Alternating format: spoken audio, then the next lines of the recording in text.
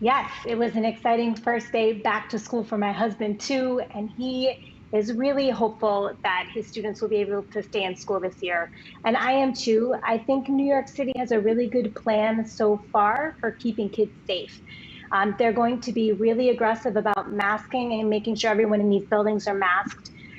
They're also setting up hundreds of vaccination sites across the city for faculty, staff, students to get vaccinated.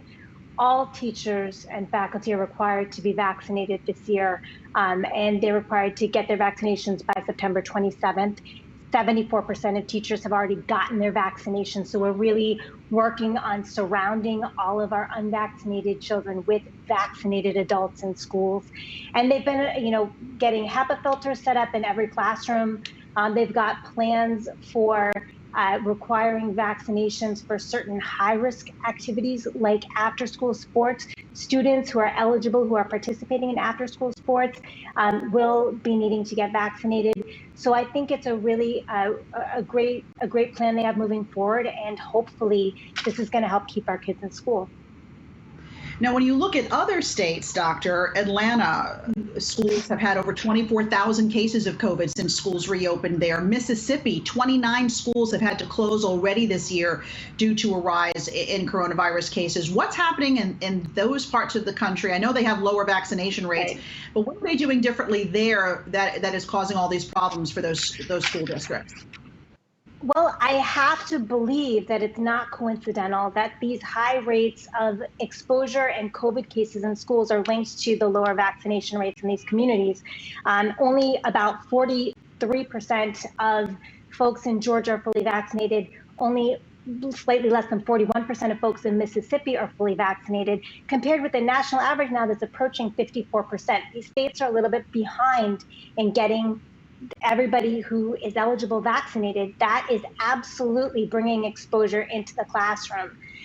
Also, states like Texas and Florida, and others, there are others as well that have been struggling with allowing school boards to implement mask mandates when it's necessary, when cases are high. Those states that are not allowing school boards to mask appropriately are also seeing closures, and tens of thousands of kids in Florida, for example, have already been in quarantine for that reason too. So I think it's a combination of factors, but I have to believe the vaccination rates are probably the top one.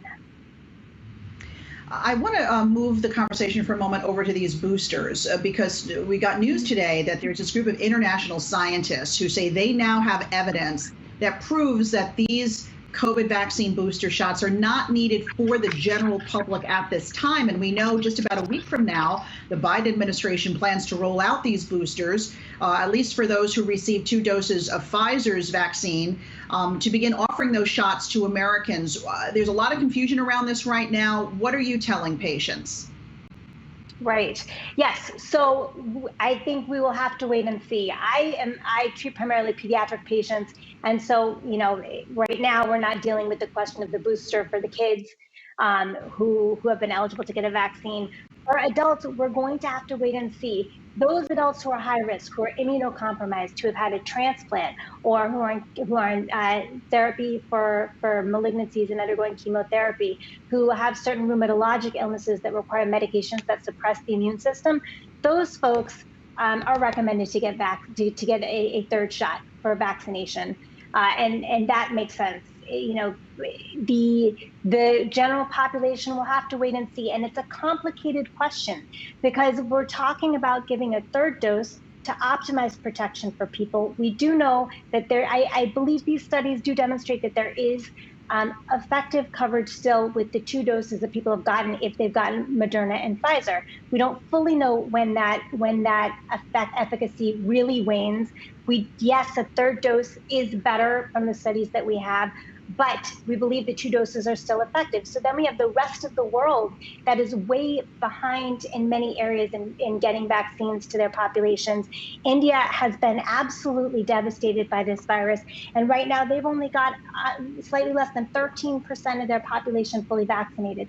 So we also have to be focusing on the global community and getting vaccines to the global community. And I think there's some more urgency in addressing some of these global communities that have really been hard hit with even getting people their first full vaccination series. Right. We know that has been so challenging around the world. Just bringing it back to our young folks here, doctor, as a pediatric doctor, I'm hearing that perhaps we could have a vaccine available for those ages 5 to 12 in the matter of a month or so. What are you hearing from the medical community? Yeah, the hopeful news is perhaps by Halloween. I think where we run into trouble is by laying these expectations a little bit too prematurely. We don't know yet because the applications have to be filed to the FDA and the FDA has to review the applications. So there is always the potential for needing further data, for having to overcome some road bumps along the way in terms of the FDA formally approving the vaccine for use in younger kids. So I don't think anybody's making any promises, but right now it looks like data will be collected and analyzed and set to be given to the FDA in time potentially for the end of October at the earliest. So we'll see, but I wouldn't be surprised if it's a little bit later, more towards the end of the year or early January. That is entirely possible.